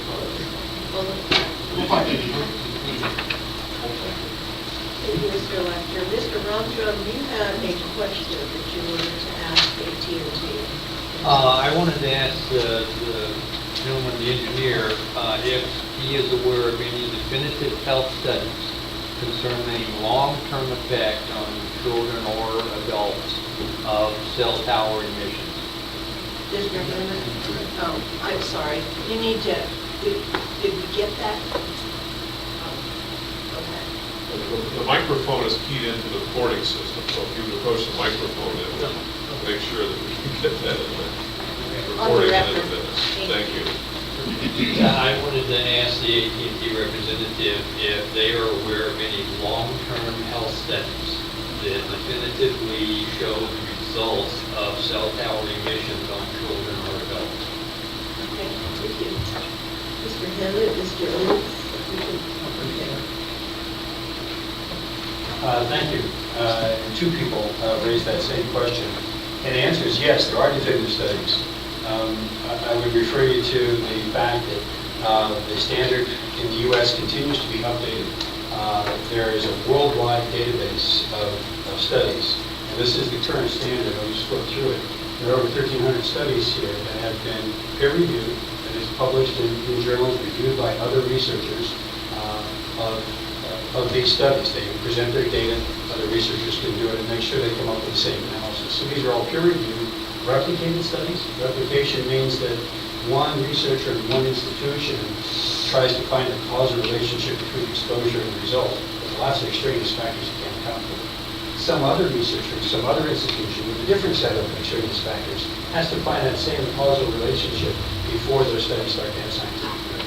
And that's what the scientists at US look at when they get together and review this database.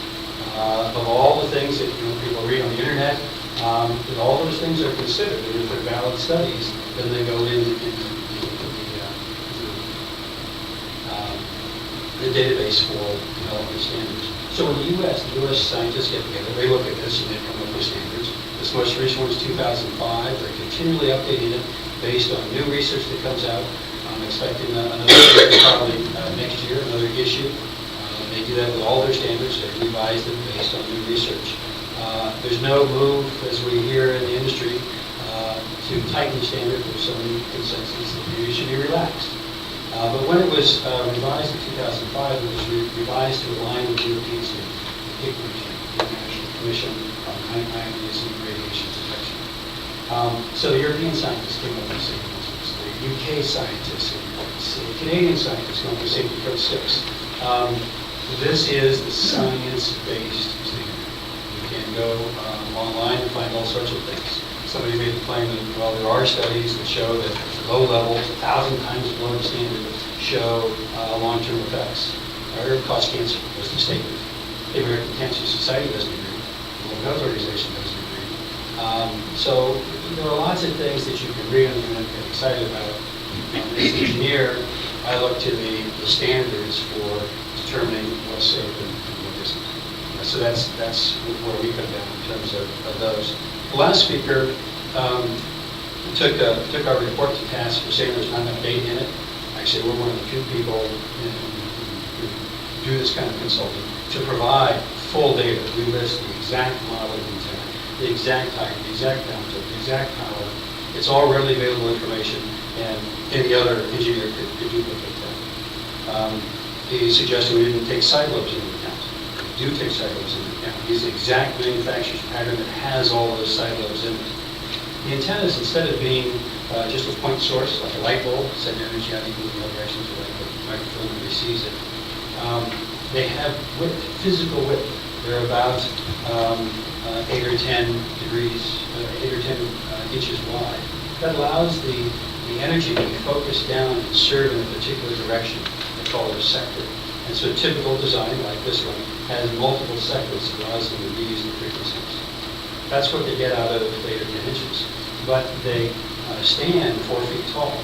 That physical dimension allows the energy to be focused down out toward the horizon. So there's no energy that's focused at any of these houses because the tank is high and the antennas are pushing out toward the horizon. Maybe 8 degrees wide is the width of that beam. There's 1,000 times less going down into the side lobes. There's 1,000 times less going down than there is going up. So all of the issues that were raised about the adequacy of our report stand by a professional engineer, any other professional engineer can go through and come up with the same answers. It's just the basic physics. Somebody talked about wanting to know about similar sites.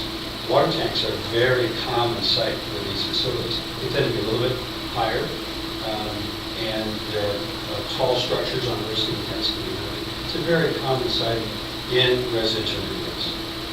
We're in and out of homes a lot. When people want measurements taken in their homes to determine what actually are the exposure levels, and we see this as a frequent sighting location.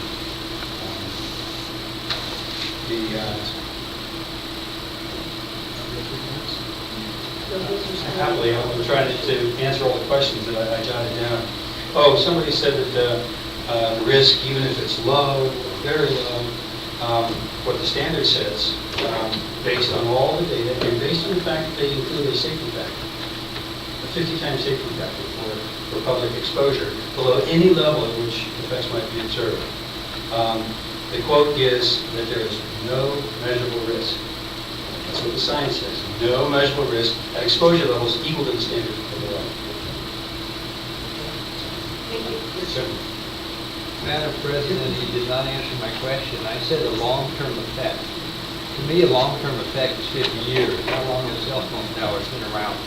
These, we don't know the answer to that. Okay, sir. I'd be happy to answer that specific question. Okay, go ahead. The frequencies that are used are old TV frequencies. I don't know if you remember when you used to have to dial in UHF, channel 83. They took channels 70 to 83 in the 1980s, the FCC did, moved all TV stations off and gave those to the cellular companies. That's how they started. So we had been around these frequencies for decades.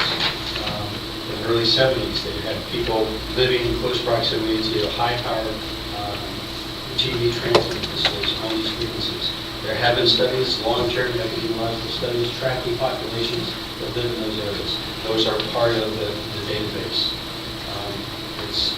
There are such studies. We're happy to go through this and point some of those out to the gentleman. If you want to ask a question, please come in front of me. Yes, and please identify yourself again for the recording. Sure. My name is Not Lynn. I actually heard this response and I would like to clarify. Did you say the studies were from 2005?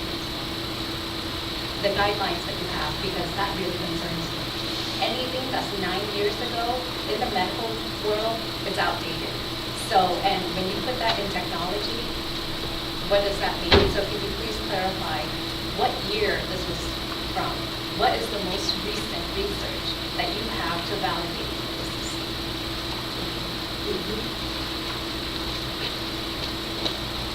The standard was adopted by the FCC was the 1992 standard. They adopted it in 1996.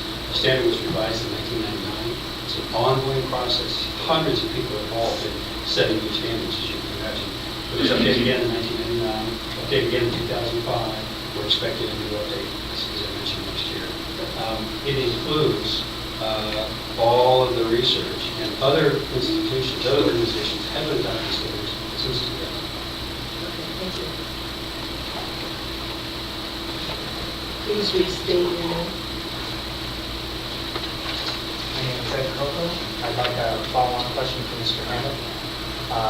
The bioinitiative reports that we have pointed to, as well as probably a dozen other references peer-reviewed as well, point to non-thermal, low intensity level, non-acute, and most of the levels that we have are, set for the public, constant exposure, I guess, and the levels in many of these reports are many orders of magnitude below, and I just would like your comments on that.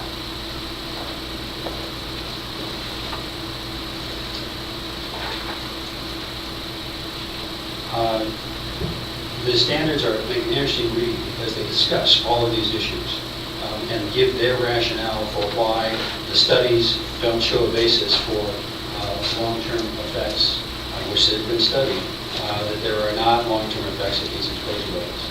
That's what they discuss in here. I'm not a medical doctor, I'm not a doctor of any kind, I'm an engineer. And as you look at these standards, they discuss in great detail the impact of all the standards, of all the studies. And so what I'm telling you is what the conclusion was of the scientists who made these studies. Okay, thank you. I'm going to bring it back to the board now. Do we have any questions? Any comments? Any discussion? Yeah, I have a question for the AT&T people. And I'll bring my comments from a different perspective. As one of the speakers mentioned, how would you like it if it was in your home? And I'll state for the record, Mr. Mintz is a personal friend of mine. We don't do business together, but that's not true. I subscribe to his service. But I'm a Rotarian, and in Rotary we have what we call the four-way test. One point of the four-way test is a question that says, is it of benefit to all concerned? I'm listening with interest to the gentleman about the health issues. And maybe we don't know what the long-term effects are, so that troubles me. But we have a lot of scientific data that says that right now there is no cause for concern. So I'm coming back down to what is maybe relevant to all of us, two issues. Number one, property value. And number two, the question about an alternate location. I, as an engineer and a contractor who built projects for AT&T, we all know your budget, we all know your cloud. It's hard for me to understand why the higher site with more array, with more equipment, with a different alignment, and if a retaining wall needs to be built, the cost simply in the big picture can't be that much that it would sway your opinion. I mean, you tell me that this is the best location. Engineering-wise, coverage-wise, yes, maybe that's true. But I would question that you couldn't engineer a layout on that other tank, our tank, and provide similar coverage or 90% coverage or 80% coverage. I'm bothered by the fact that you've got 50, 60, 80 people here that vehemently oppose you. Why would you want to go into a neighborhood and antagonize an entire neighborhood with something that they absolutely are against? Is it really worth it to AT&T to have that? I'm generalizing, but I think you get my point. Sure. And I will respond to the alternative location that Mr. Penny's responding to address the alternative location that we did look at. That was further up on the hill. There was a DSRSD property. In my presentation, I said that there was no power tower at the location. I also said that it was outside of the search ring. So AT&T's RF engineering team, they identified the search ring. And within that search ring, we need to be located in order to provide the significant gap in coverage. This DSRD property is located outside of the search ring. And even though it was located outside of the surgery, we still did our due diligence in order to look at it. I believe we discussed it with Mr. Stevens White as well, and he was the one who identified that there was no power outlet there. We also had our engineering team look at it still in order to determine if we could still get any, we could still reduce the significant gap in coverage, and it was completely flat. It was outside of the surgery, and it would not be that objective. Just to clarify two other points regarding the noise from the generator, there is no generator located at this site specifically to avoid those noise concerns. And as far as the cement block wall of the enclosure, we would be willing to landscape it so that we would not see a cement block wall.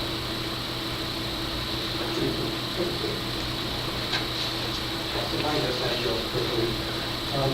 No, our goal is not to antagonize our neighbors. We don't want to lose customers over this issue. However, over time, I've been in this industry for many years. I started from something back 35 years ago, and I've watched the progression of technology. When the cell phones started to become part of our normal environment, we have a large tower sitting up on top of Mount Diablo, and that would cover the entire valley. Well, people started using it. And that tower was no longer able to provide the capacity to meet the needs of all the people who now wanted to use that system. As it gets more and more used, we need to identify all those spots that don't have the level of coverage that's needed to provide the service. And it's not just AT&T, it's our competitors as well. And we need to identify first, what are those areas that require the coverage, and then how do we fill that gap in coverage? As identified, we went through all 14 alternatives just within this particular area. A number of them even, as mentioned, with the laser training camp, falling outside of the area. We still review those to determine, as Mr. Warren mentioned, is there a way if we get 80 or 90% of the coverage that we're went outside the ring and tried? We found that no, our RF engineers are telling us that given the alternatives that we can look at, we're not getting the level of coverage that this particular neighborhood would need. I know a lot of folks have talked about health and talked about safety. Well, when we look at your strategic plan about those issues, I remind you again, the number of people who are using these services for their communication needs. And that too is a safety issue. If people cannot get to public safety as needed in their homes, that's a problem as well. As far as the one additional question, property values. I did not bring up any studies that I can point to that talk to property values. I can tell you anecdotally, just as neighbors are talking anecdotally, that there are many people these days who are not going to move into a neighborhood that does not have proper cell coverage. It's become a way of life for many people.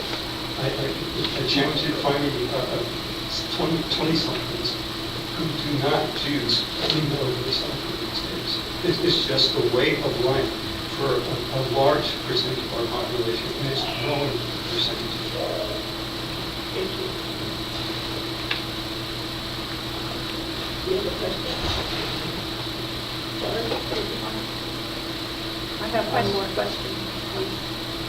Yes, ma'am. Please come to the podium. State your name, please. My name is Nancy Bush, and I have one question for the gentleman. Can you please quantify for us how many people have complained that they have a coverage gap in our neighborhood? Yes, go ahead, Mr. I can't speak to the specific neighborhood. I can speak across Dublin. The way that we receive this information is several different ways. As I mentioned earlier, in our stores, we ask for customer comments about their concerns about coverage. And I know that coming before this board is another request for another site in the future covering another area. The other thing, though, is we do request on a regular basis our customers to identify where they're experiencing gaps in coverage. And a lot of times, that's what initiates our engineers to determine where we have these gaps. They take it a step further, they then test the neighborhood, they determine those boundary areas where we need to provide additional coverage, and that's what happens. Okay, let's go ahead. No, I just wanted to start a little bit. Okay, Are we done? go ahead, yes. One last comment on, I'm sorry, Madam President, Francis Rothschild again. He said about coverage in our area, I happen to have Verizon, and I have fine coverage in my area. I don't know where their cell phone tower is located. He doesn't either, sir. Okay, but I have Verizon, which is a competitor of his. I don't know where their cell phone tower is located, but if it's located in an area that is not of concern to the neighbors in that neighborhood, why can't they go and join Verizon on their cell phone tower? The second issue concerning location is we talked about the additional water tower that's high up on the hill. But what about a tower that was located halfway down that hill, which would not be around homes? Would that satisfy your coverage? Did you look at that option? Third point, property values. Okay, for $28,000 a year, is the board going to take on the potential liability of a homeowner that has to sell their home for less than they would if the cell phone tower was not there? Because of real estate studies that I have read, it is stated that it devalues property values wherever there's a cell phone tower. Are you willing to take on the liability that some homeowners might put on this board should you pass and approve this tower? I hope. Thank you. Thank you.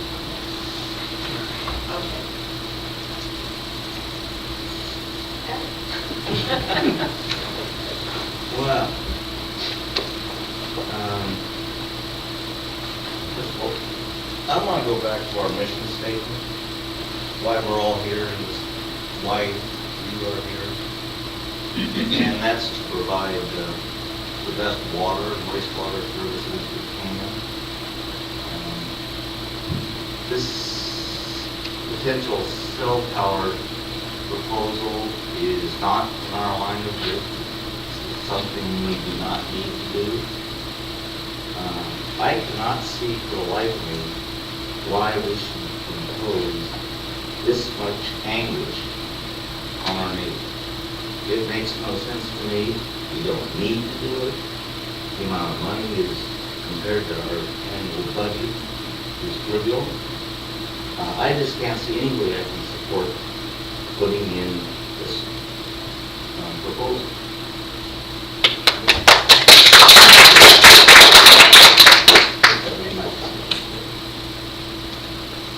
Yep. And so I'm going to approach this very carefully.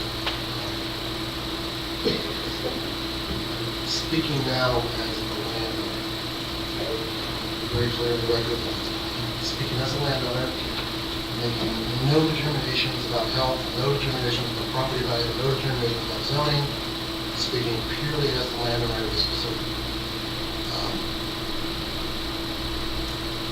And it's clear to me that the incremental revenue as a landowner of this facility that I've received is not for the public that I've received doing it. So we can't support the proposal. It's funny, this harkens back, I think last time I just heard people over some pay for performance for the traffic. And these people have done exactly what we want them to do. They engaged before we made the decision. Too many times, our constituents find out something we've done after the fact, and then they're in the boardroom, it's already done, can't be fixed, can't be changed. So with that, I understand there's 2 items on the agenda. I think if I do this right, we don't need to worry about any of the sequel stuff. So I'll make a motion that DSRSD does not enter into lease agreement. And further, that we, unless there's a substantive, very substantive change to the proposed terms, that we against the award and negotiate with this agreement. I'll second. Okay. It's been moved and seconded that we do not approve the lease, that we do no further negotiations with the lease. And I suppose it matters, we don't have to worry about the SEQA declaration. Because on the book is Right. Okay, all in favor? Aye. Opposed? 5-0.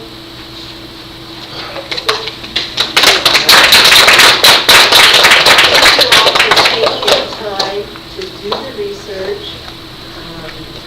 We are certainly not opposed to an AT&T tower in the right place, but obviously your concern needs to be taken into consideration, and that's what we did tonight, so thank you for coming. Thank you, everybody. Thank you very much. All right, 9F, review district debt collection phase 1. All right, President Bonnie Leopold, members of the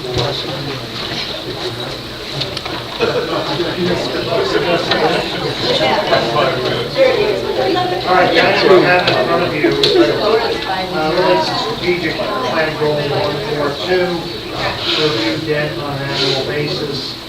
We have several debt issues. This is the only one that will be subject to renegotiation or early payment. Remember, go back, it was the bank bond issued by Bank of America, the first bond that we did during the 2008-9 around the town. The current time, the interest on that bank bond is 4.38. Now, I take the glasses off. And Bert and I were talking about this, and he asked a very blunt question: what are we earning on our investments? So that's 28%. So the differential, we say you can pay this bond off. Our steps would be, with your approval, we would discuss the matter with the City of Pleasanton under the agreement, the financing and administration agreement, and take it to the next step. So on economic stance with this one, it's pretty straightforward. Interest rates stay where they are at the current time. Any questions on that? So it's really just a matter of why pay it? Yeah, there's about 5 more years left on it, and looking at it, we've talked about the investment income we get, the money sitting, making 0.8, and we're paying, 4.4. We have funds, I've looked at the 10-year on those funds, and we should be fine even at a 60% decrease in the connections coming in. I've talked to Emily Wagner at the city of Pleasanton. She actually recommended, see what it looks like at the full payoff, and we're still flying at 5x calculation, which is usually very consistent. We actually include, by paying it off, we actually have more reserves as expressed in years of debt service and and that's because of the difference in interest. You need just direction from us to go ahead and talk? That's all we're looking for. You're going to tell us we'll continue to pay it. No, I think you're going to get everybody I think pay it off, yes. Do it. Okay. So my only concern, this has happened once before.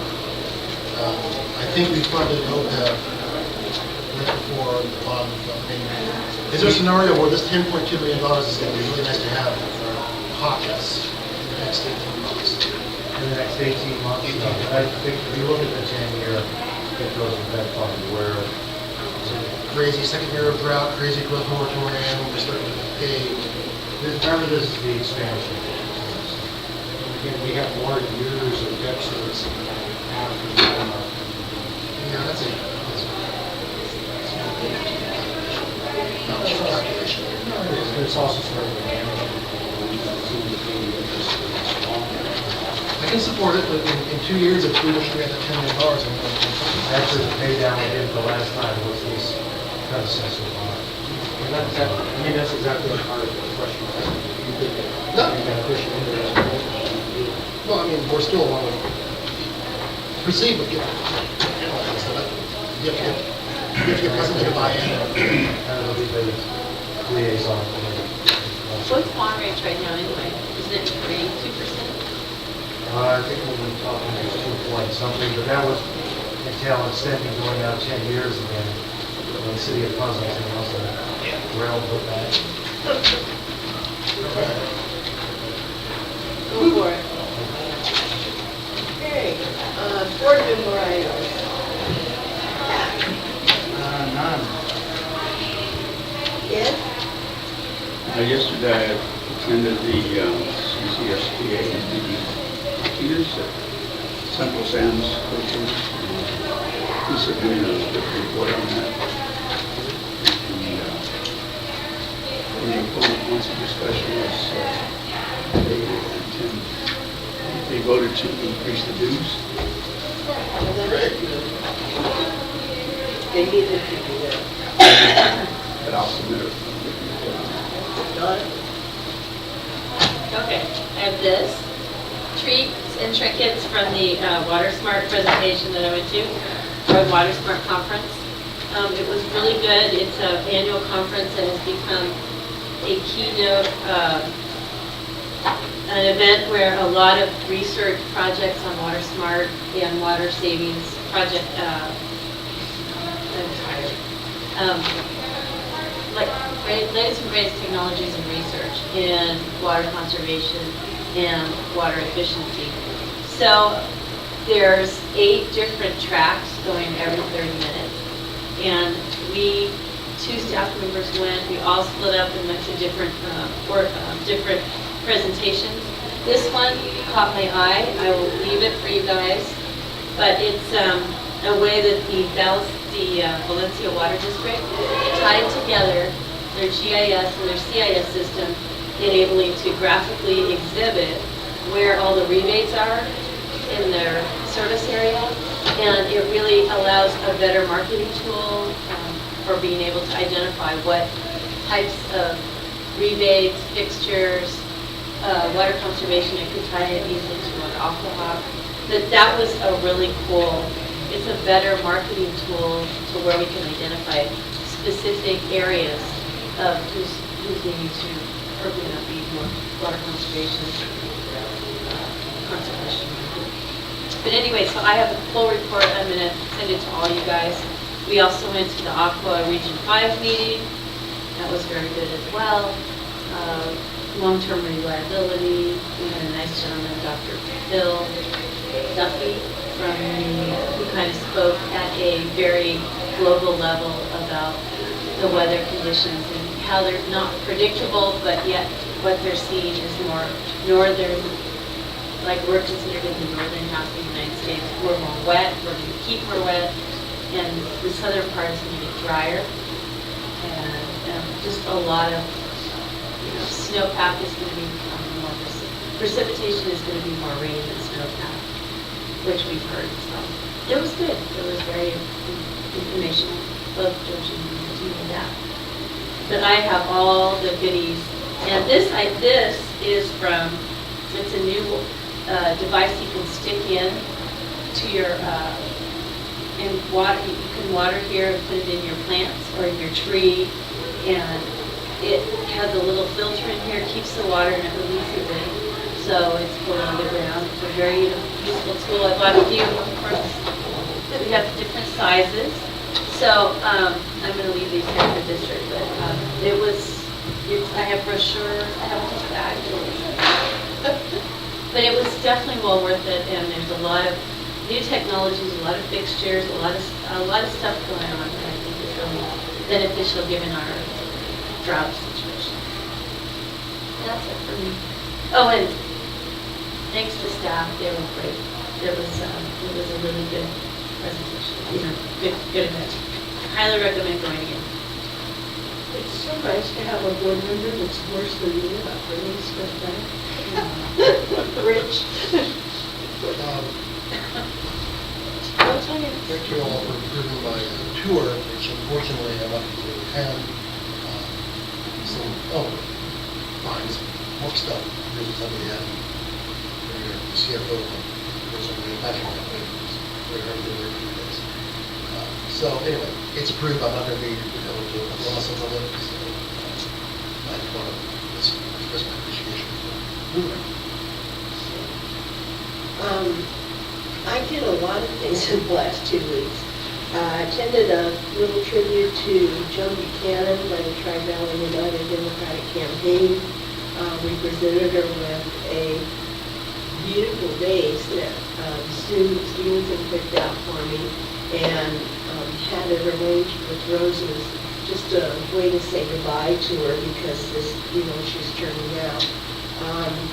Then I went to a 3-day LAFCO conference, and one of the things we did there is we're looking at, it was that very fascinating agenda because LAFCOs are now looking at having to look at JPAs, and so our LAFCO director was sort of brainstorming in Alameda County how many JPAs we had, and she just didn't think about having to look on that much work. But in any event, we're probably going to get involved one way or another because we're participant in 2 JPAs plus the contract we have with EBDA, so just something to keep in mind. But what was the greatest part of this conference was this tour of the Cucamonga Water District. They have decided that as long as they needed to build some expansion space, that they would make it a true place to visit. It's got a LEED certification for the absolute highest certification you can get. They have kids in there, they have classes in there, they have used every technology, having if you notice this in the picture, this thing around here is actually slats to kind of control the wind and have a little bit more control because they get obviously the Santa Anas. But anyway, this building, if you ever get a chance to go down to Rancho Cucamonga, this is right off the main area, and visit this building because it's truly amazing what they've managed to accomplish. And yet, it really was just another district office for them. But they figured if they were going to spend the money, they've got Bosch appliances, they do everything but turn on themselves. It was really cool. And then, over the weekend, I did also attend the Aqua Conference. When Dr. Duffy spoke, I found that to be, although everybody else was very interesting, Dr. Duffy had some interesting information about climate change and the fact that because of it and where it's going to hit, we're not going to get our water system for us specifically, although everybody's is really built on snow, and the reliance on snow melting, and his conclusion is because of climate change, we're not going to be getting that much snow back. We're going to have to figure out how to keep the rain. And interestingly enough, a lot of the talk was about things like treating stormwater. So I think before too long, that's the road we might be going down. And it didn't sound like it was that big of a problem because some of the agencies were already doing it. This is the first time I've seen Southern California members come up to a Region 5 presentation. And there was about, I don't know, I'd say 50 people there. And many of them were from Southern California, so it was a very good presentation. And then I also went to the neighborhood meeting, and it was a very good meeting. The neighbors are very appreciative of the landscaping and the fencing. And then Dan took them through what we're doing with the recycled water filling station. And if I talked to them about the dedicated land disposal, I think that was really well received because many of them didn't know what actually happens over there. So very positive meeting. very happy to be there, and I think that's all the things I do. You Of know, course, I went to Jim's thing today, which was very, very, very, very nice. Of course, I kind of had to nudge Eric a little because in all of his discussion, he forgot that Jim served on DSRSD. So it wasn't in the speech, but that's okay. We were really honoring Jim and all the amazing things that he did during his life. So I got the honor of serving with him for 8 years. I know none of you have ever done that, but he was a good leader. I have one PS. I'll make it fast. I challenge, I was looking, City of Dublin staff also into water smart innovations. I think it would be in our best interest to coordinate and with City of Dublin as we move forward with Dublin Crossing to provide a net zero water and energy project community. So it's something I'd like to challenge the City of Dublin and us to see if we can't put together a platinum or gold lead rating community.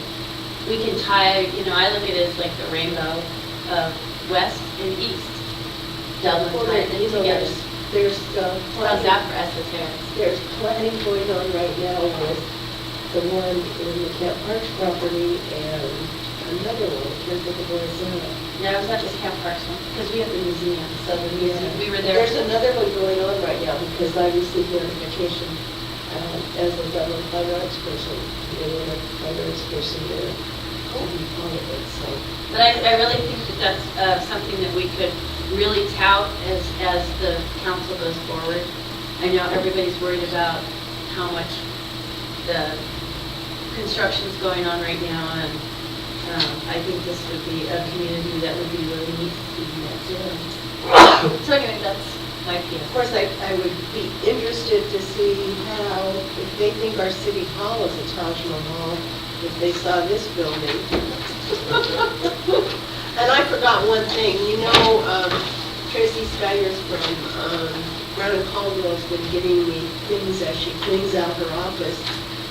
And I have another thing for Dan to put in the lobby. It's photos of the DSRSD treatment plant in 1984 that were taken by Bob Greshams. And he was, apparently, this was like the first start of an inventory of pipes and stuff, because he's got pictures of things, everything in the building, chlorine injector and the flush mixer. It's just really a fun little book, but I figured you could put that out in your lobby when people have to wait. You might want to keep the negatives here. But anyway, you have another thing. That's all I have. So, and I assume we are going to discuss closed session, right? Meetings adjourned. Giants are ahead 7-1. Woo! 7-1. Wow. Seventh inning. Baumgartner actually gave us a run.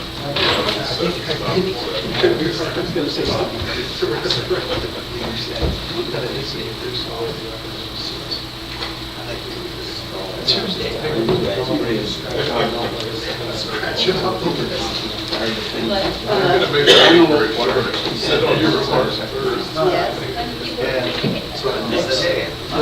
So I think he killed. I think my shirt isn't working. Giants are up.